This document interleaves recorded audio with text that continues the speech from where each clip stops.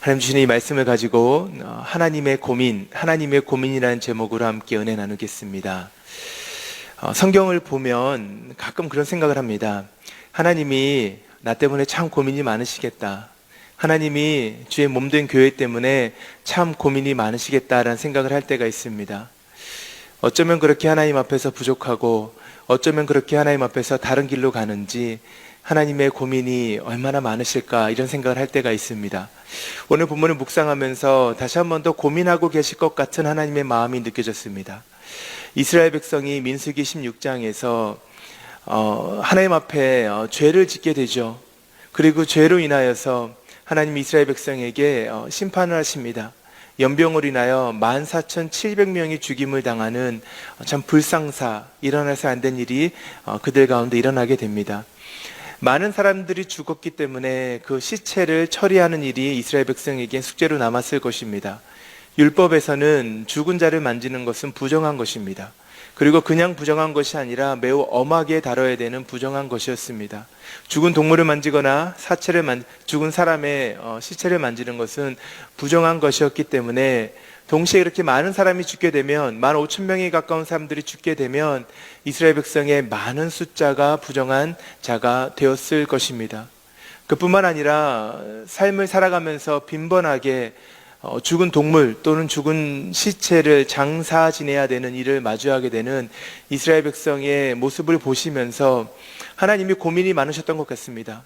레위기에서 하나님이 부정한 자를 정결케 하는 예식을 제정하셨을 때 하나님께서 그들을 희생 제물을 통하여 짐승을 잡은 피로 말미암아 그들을 정결케 하셨는데, 이렇게 동시에 또 빈번하게 죽은 사체를 마주하게 되었을 때 하나님께서 이 백성을 어떻게 하면 좋을까?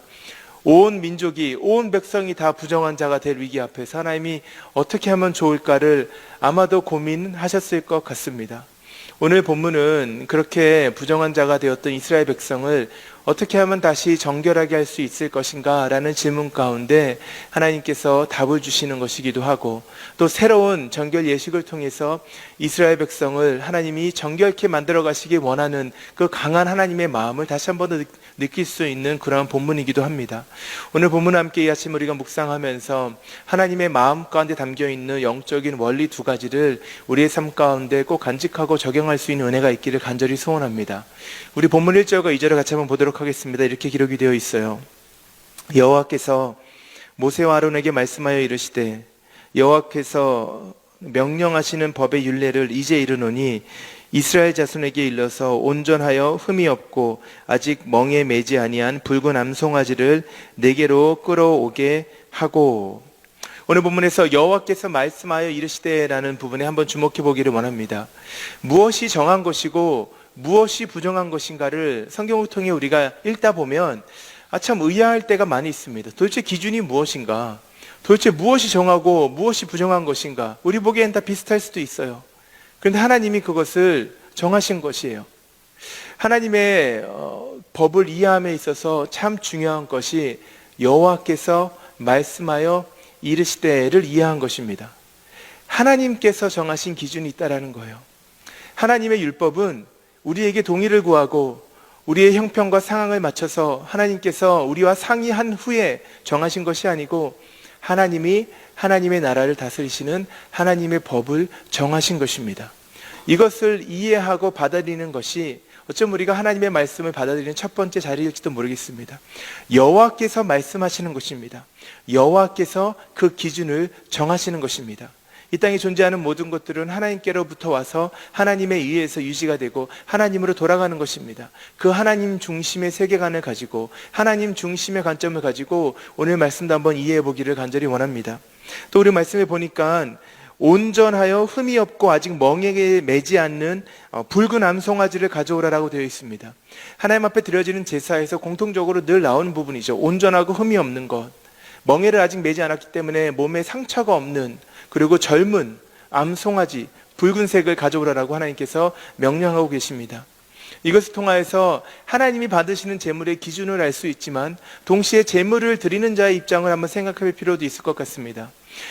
가축을 키우는 사람들의 입장에서 어떠한 종자를 가지고 교배를 시켜서 계속해서 새끼를 쳐야 건강하고 더 많은 가축을 얻을 수 있을까요? 가장 건강한 것입니다. 가장 건강한 동물이에요. 가장 건강한 암컷과 수컷을 가지고 교배를 하여서 새끼를 낳았을 때 전염병도 없을 것이고 또 튼튼하고 또 육질도 좋은 오랫동안 우리가 더 키울 수 있는 것을 얻게 되는 것이죠.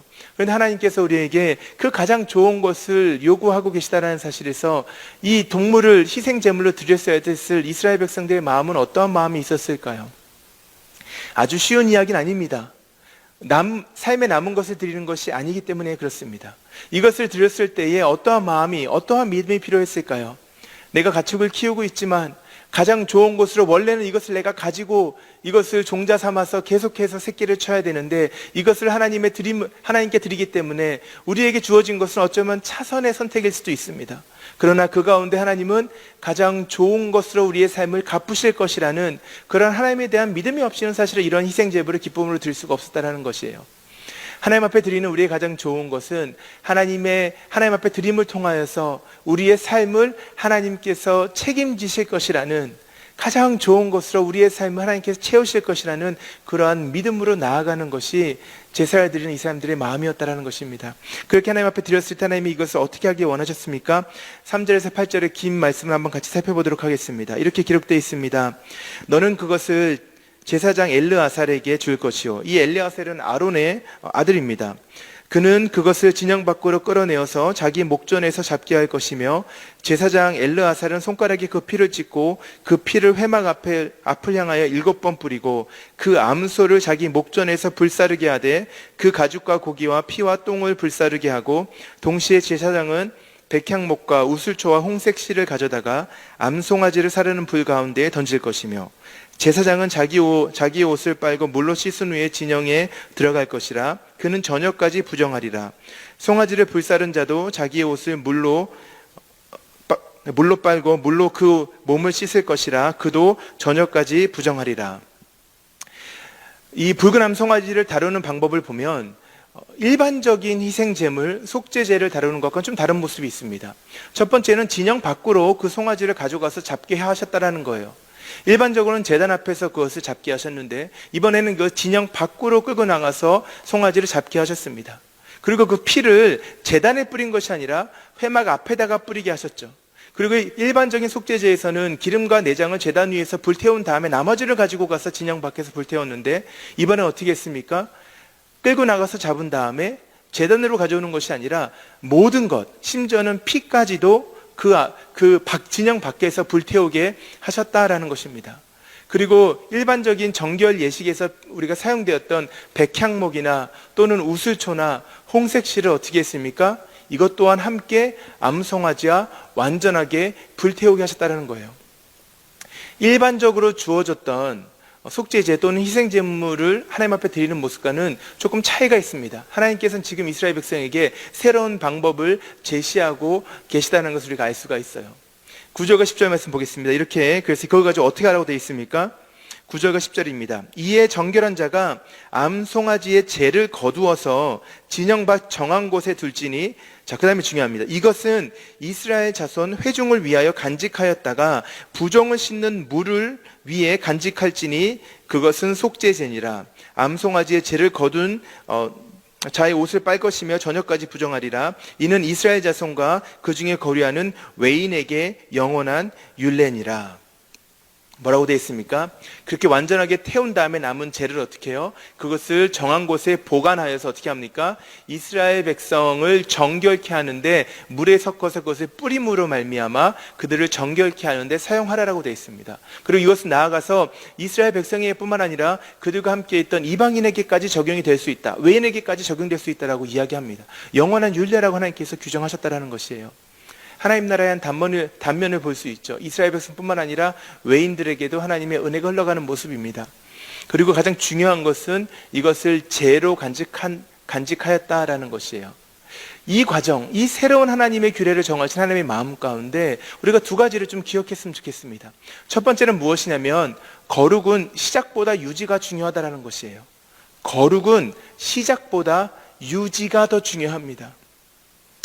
우리가 우리의 삶을 봐도 마찬가지고 이스라엘 백성의 삶을 봐도 마찬가지입니다. 어쩌면 그렇게 부정한 일이 많은지 모르겠습니다. 어쩌면 그렇게 하나님 앞에서 우리가 정하지 못한 자의 모습을 서 있을 때가 많은지 모르겠습니다. 우리의 정결함, 우리의 구별됨, 우리의 거룩함을 잃어버리는 순간이 너무나 많다라는 거예요. 저는 가끔 저의 삶 가운데 하나님이 허락하신 이 거룩을 제 두 손에 모은 물처럼 느껴질 때가 있습니다. 여러분, 우리가 손으로 물을 이렇게 모아서 어디론가 이동 간다고 했을 때 이 물을 간직하는 것이 얼마나 어렵습니까? 딴 데 보다 보면 물이 이렇게 엎어질 수도 있고, 아니면 정말 잘 가지고 간다 하더라도 손가락 사이로 물이 다 새서 조금만 걸어가다 보면 이 물이 다 없어지는 것을 보게 되지 않습니까? 우리가 여러분 얼마나 많은 예배를 드리고 있습니까? 우리가 얼마나 많은 기도의 자리에 나아가고 있습니까? 얼마 전에 우리가 24시간 기도까지 하지 않았습니까? 그때 우리가 가졌던 새로운 마음, 정결한 마음, 하나님 보시기에 구별된 마음과 삶의 모습들이 여러분 오늘까지 유지가 되고 계십니까? 우리는 끊임없이 거룩의 시작에 대해서 초점 맞출 때가 많이 있죠. 거룩한 자가 되기를 원합니다. 우리는 깨끗해지기를 원합니다. 하나님 마음에 합한 자가 되기를 원합니다. 그런데 정말 중요한 것은 무엇이냐면 그 정결함을 유지하는 것인 줄로 믿습니다. 하나님께서 이스라엘 백성에게 그들을 부정한 자리에 그대로 두기를 원치 않으셨다는 것이에요.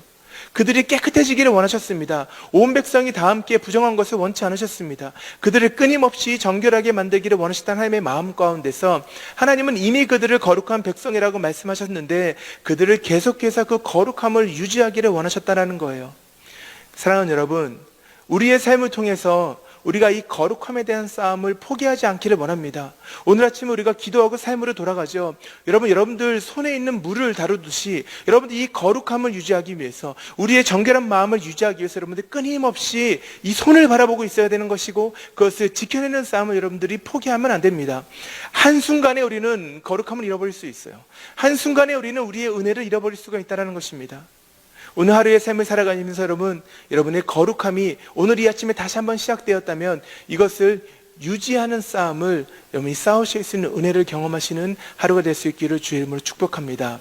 거룩함은 시작보다 유지가 더 중요합니다. 두 번째로 본문을 통해서 함께 기억하기 원하는 것은요, 거룩은 은혜의 저장고를 통해 유지가 된다는 거예요. 우리의 정결함, 우리의 거룩함은 은혜의 저장고를 통해 유지가 됩니다. 하나님께서 오늘 이 불태워서 완전하게 불태웠던, 피까지 다 불태웠던 암송아지를 태우고 남은 재를 어떻게 하라고 하셨어요?